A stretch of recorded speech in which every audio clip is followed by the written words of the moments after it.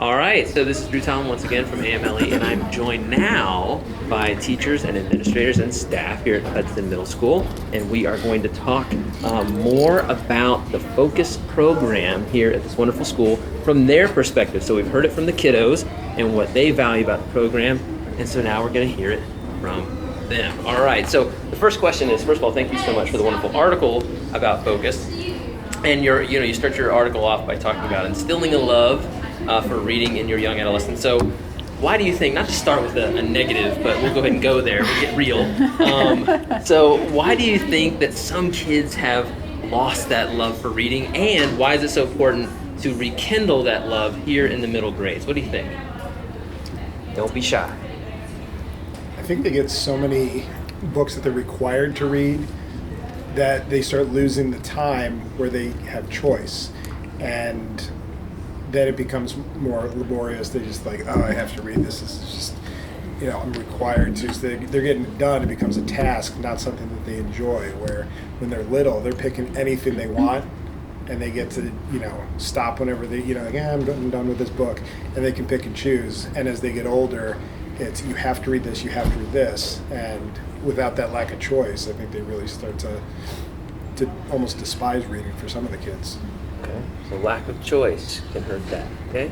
I think the transition from elementary school to middle school, I'm a former elementary teacher, and there were, throughout my day, and I taught a variety of subjects, we all went to the library at least once a week. We had free reading time in class. I read books out loud to them, and it was a part of the everyday fabric of my classroom and everyone's classroom. And then we come to a middle school, which for many times has been modeled as sort of a mini high school in terms of departments and subjects, and we've gotten away from the idea of having immersion with these books and reading all day. So I think that's a contributing factor.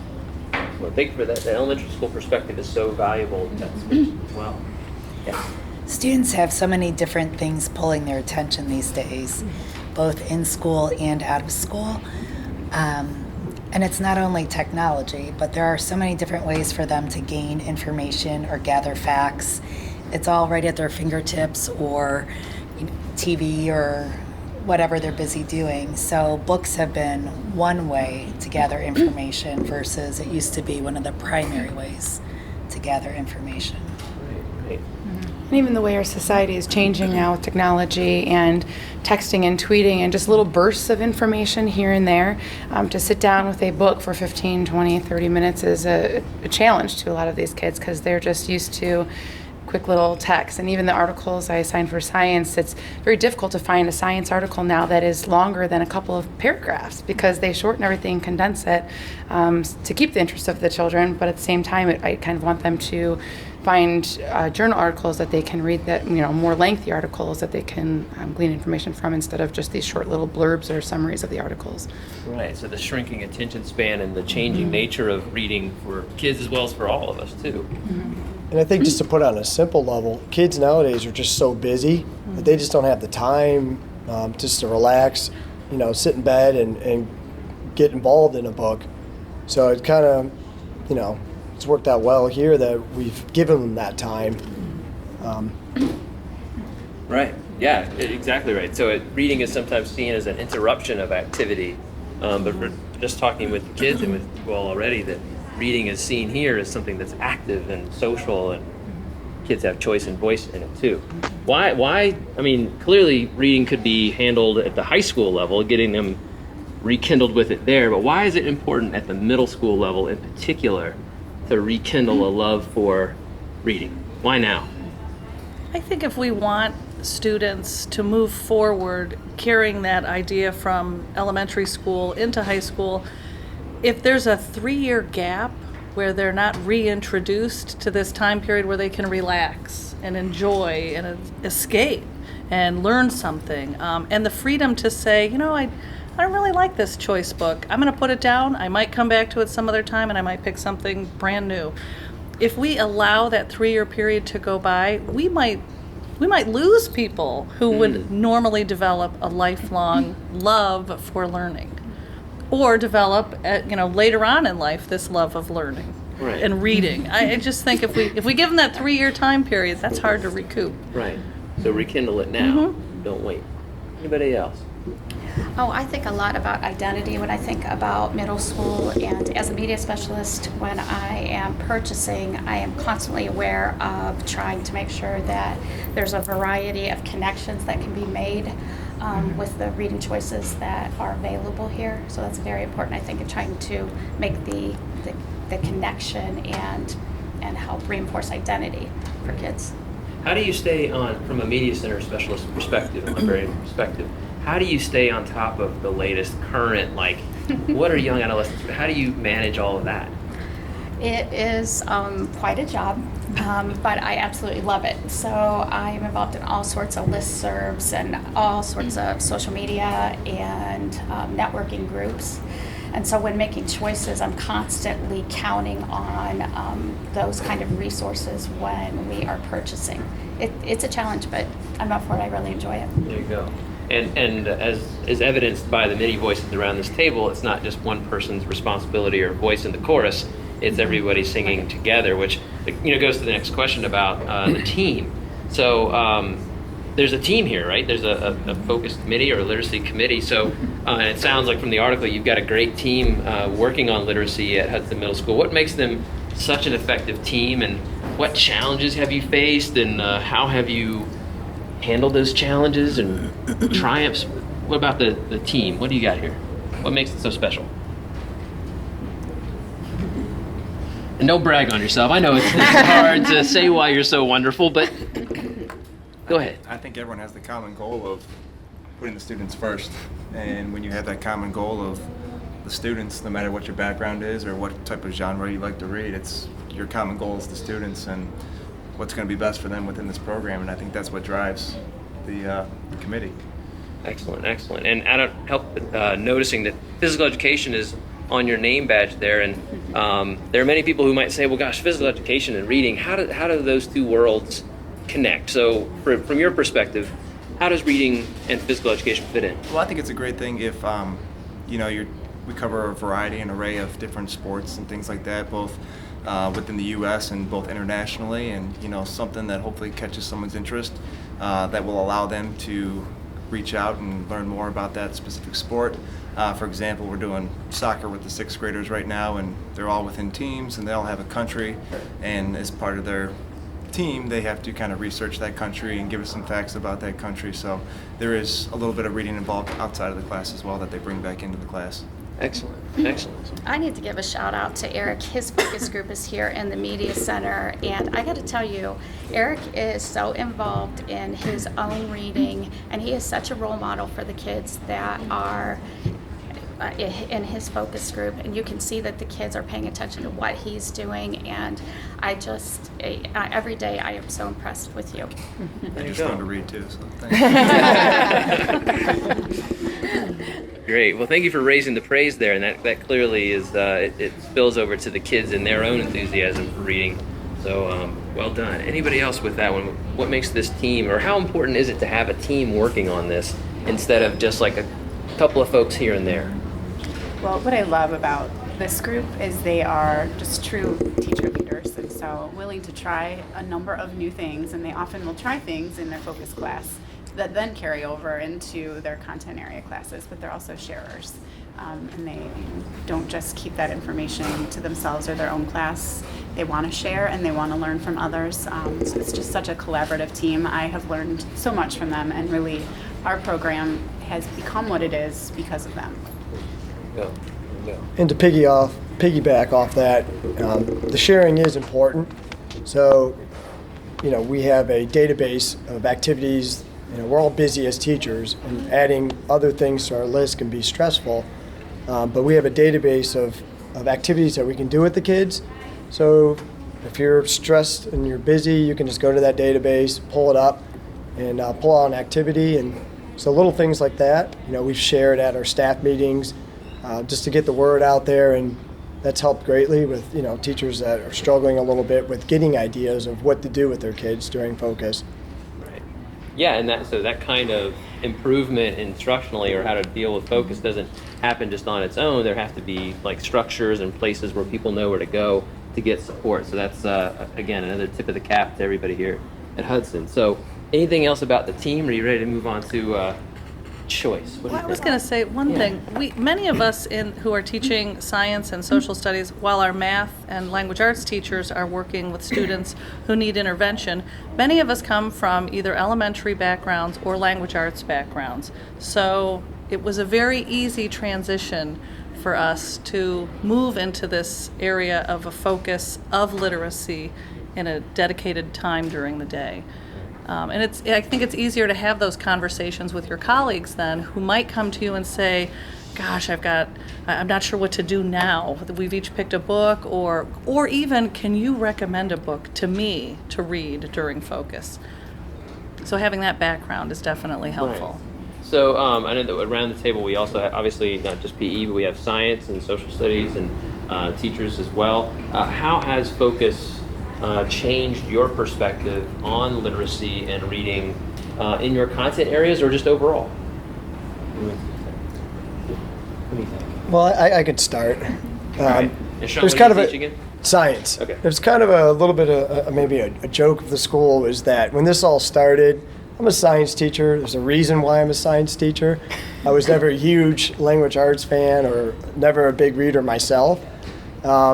So when we first implemented this program, I'll be honest, in the back of my mind, I'm like, oh, this sounds scary. I'm intimidated by this. But, I went along with it. I got on the boat, and it's completely changed me. I was sort of considered the reluctant reader. And so, the key to this is, as a teacher, you need to read as the kids are reading.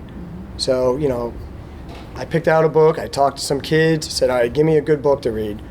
And it actually completely changed me as a person because now, we're 5 years deep into this. I love to read. And I have book conversations with teachers in the hallways all the time. We have book talks. And Cool. It's completely changed my perspective on reading, and that is now influencing kids that don't like to read. Because I tell them, listen, I get it. I didn't like to read myself. Right. And I tell them how it's completely changed me, and I think that kids see that can happen. It influences them to become, more avid readers. Right. Right. Now, are you reading the books that they're reading, or are you reading books that Every book that I've read in Focus has always been student recommended because I just find that makes a more personal connection with them. Right. I can have conversations with them that are non-threatening in terms of, what is the teacher looking for. I can just have an honest conversation with them about the book. And I only read the books that, they recommend. And they get excited to recommend a book to you. And I think, too, that one of the things we concentrate on here, whether it's our focus advisory or anything we're doing, at the heart of everything is building relationships. And to that point, you get to know more about the kids and what they're reading and what's going on in their lives than anything. And without relationships, what we do is very difficult. So that's awesome. I have to agree with that. I started having the students make recommendations to me. I found out that they picked better books for me to read than I picked for myself. And I really, really love it when a student comes in, you know what, Mrs. Reese? I think you'd really relate to the main character in this book. And then I ended up reading it and loving it. And it told me what they thought about me as well. And it was a good thing, so that was good. But no self-help books? I really believe that is key. When the kids see you reading a book that they recommended, I think it's very powerful. And I've just really enjoyed all that they've recommended for me. So It's been great. I think it opens up a two-way street too, because then there's those kids that will come back, and if we're hitting on something that they just take an interest in class, like the Salem witch trials or something like that, they'll come up after class and they're asking more questions. You can see they're interested and say, if hey, I've got a really cool book for you on this topic, and whether it's historical fiction or things like that, and you will have some kids that then will come back again and again, and they want, well, what else did this author write any more? Is there some more like this? And so there's a lot of those where you'll start reading what they've recommended, and they'll just reciprocate and start asking you for, well, what about this topic, or do you have any on this subject? Because that was kind of cool in class, and we didn't really get as deep as I would have liked. Anyone else? It sounds like we're talking a lot about relationships and choice as well, right? So the ability for kids to make their own choices of reading, and you guys being able to make your own choices of reading, is such a clear impact on how the program has grown. I'm gonna another stakeholder that sometimes I don't know if we forget about or maybe just don't think about as much, are parents and families. So how have parents and families in the community respond to Focus? What do they think about it, or how did you get them on board as well? And what do you think about that? How did you bring families and parents on board with Focus? What do you think? And I know that's not one of the questions you prepared for, so. It's a great question, though.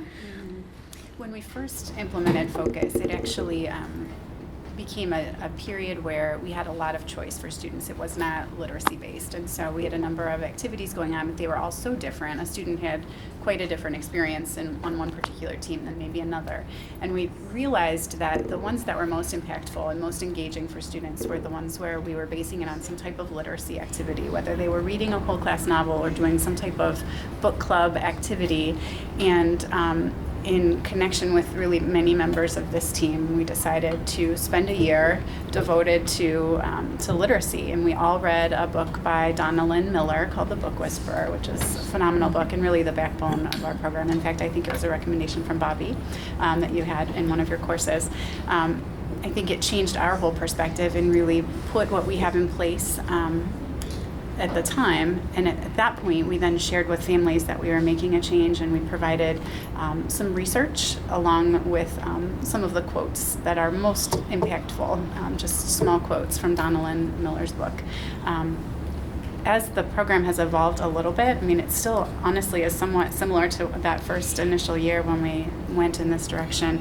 Our conversations with families have been very positive about literacy, about the fact that, in many cases our children are reading and they weren't reading before, and they've suddenly found a book that has connected them to reading, and now they've taken off. They've turned into Sean, really. They kind of evolved into a reader, or maybe they weren't before. And so we've had a lot of positive feedback from families because of it. And the kids are starting to sell it too. I think they're going home and talking about it, and talking about books they've read, and that's, I think, the biggest selling point for the parents is when they hear their kids speaking positively about it, how they love reading. That's just a great thing. Right. Early on, I remember too, there were maybe the first year, I noticed there seemed to be more appointments for the orthodontist that were scheduled for late in the day. And that has really dropped off. I don't see that many kids leaving at that point for an appointment in the afternoon. So I think that in itself is telling. That really is. And I was going to ask, from an administrative point of view, one of the indicators, those early warning indicators of how to help students who are considered to be at risk is checking their attendance. So, has the Focus program helped kids want to come to school? What do you think from your perspective? Not that you have to have the data on a graph right now, but you see kids being more eager to, hey, I gotta come to school because of Focus. I want to miss that class. What do you think? I think it helps as we build relationships here, and that is our focus. I think it helps school be a safe place for our kids where they know they can just relax and be comfortable at the end of a long day before they start the next part of their day. It's really meaningful for them. Excellent. So you may actually have kids who argue with their families about taking them out for an orthodontist appointment. Don't take me out of Focus. I've had kids tell me that they're excited for Focus. Just this morning, one kid said, hey, I'll see you in Focus. And then yesterday, another kid say, I have you for Focus in the 4th marking period. I said, okay. Wow. We'll see you in 32 weeks. But I think it's the best way to end the day, too, for especially a middle school child who every class period could be a roller coaster of emotions. It's just a time where it's just kind of get lost in the book, calm yourself, relax yourself, kind of forget about whatever happened that day, Mm-hmm. before you go home, so they're not taking any baggage home with them either, like emotionally. Awesome. I polled my students recently about what they really like about Focus, and there were a myriad of answers that were really amazing, as we heard our students say earlier today. But one of them that stuck with me was that a number of students just said they love that it's quiet. And I thought that was very interesting, that after, and I know when I get in my car at the end of a work day and I just have quiet and it's just me, so I feel that they find, peace with themselves and just with life at that half-hour time at the end of the day to just kind of reflect on their day and immerse themselves into a different, a book or just a different world when they read. So it's kind of nice. Yeah, and like you said, I think you said and other people around the table that their lives are so busy and are so full, and their reading lives are little micro bursts of reading, that a focus time gives them a time to reflect and be mindful and things like that too. So, well, gosh, okay. So we just heard about the roller coaster of middle school. So, so we're gonna continue with another metaphor. Is that okay? Is everybody ready? Ready. All right. So now, again, no pressure. The kids answered the food questions. They knocked it out of the park. We heard about Brussels sprouts and yogurt parfaits and all kinds of good stuff. But so here you go. Same question. If literacy or reading was a food for middle level education, what kind of food would it be and why? What do you think? Don't everyone I'll jump? start. Okay. I'll start. All right. So my thought was that it would be something like farro or quinoa, where it's an ancient grain. It's lived forever, and that is how you impact your future generations. And you can spice it up. You can keep it plain, but that is the sustenance through our culture and our society. Wow, going historical. The names of those grains again. I was gonna say quinoa. And whatever she now we better go that way around. Should have gone first then. I know. I guess I was gonna say pasta actually, because it is like the staple and everything. It's that main part of your diet, and you can sauce it however you want. The various genres of reading, but it's going to be that sustaining in your education, whatever you choose to go into, you're going to have to read. And that's, hopefully we're building that love and letting kids then chase down whatever career, whatever they want to do in life, because they're going to be good readers. Right.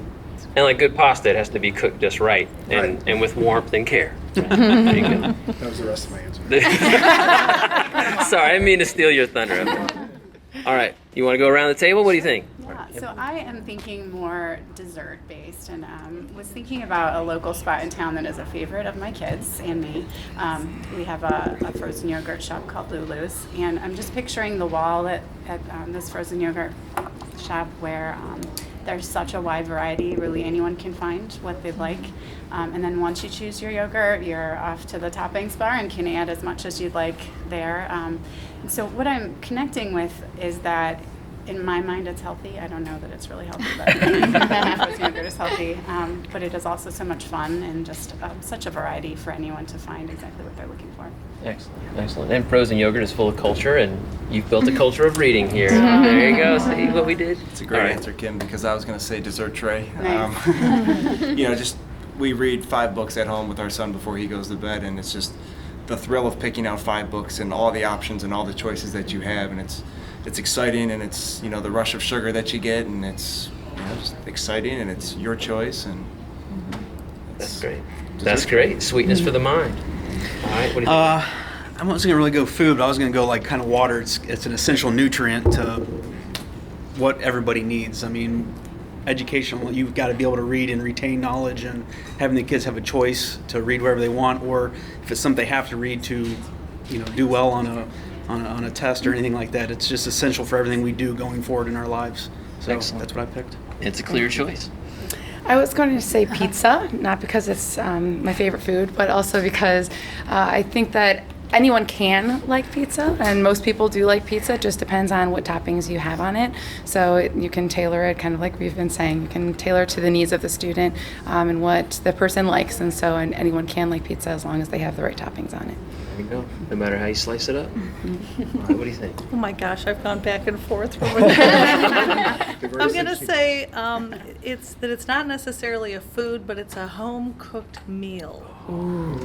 So there's so much there. You can go back for seconds. There's a familiarity. And I don't know, you might have to sit at the table a little longer because maybe you're not finished with something, but conversation, just like us sitting around this table. I just think family meal. There you go. So not a takeout type of situation. No, We're talking. no. Very nice. Very nice.